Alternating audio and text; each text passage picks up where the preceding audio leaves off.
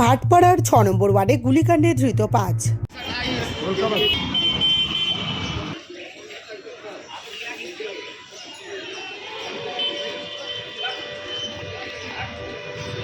রবিবার বেলায় ভাটপাড়া পুরসভার ৬ নম্বর ওয়ার্ডের নিমবাগান মাঠে আচমকা হানা দিয়ে ৪ থেকে ৫ রাউন্ড গুলি চালানোর অভিযোগ ওঠে দুষ্কৃতীদের বিরুদ্ধে।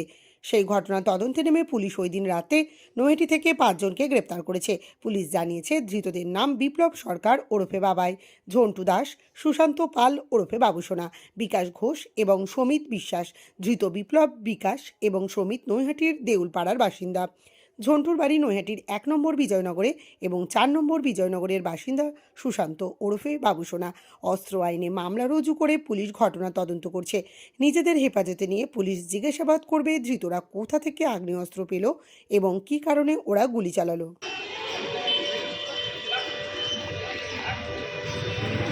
গুলি চালালে কেন?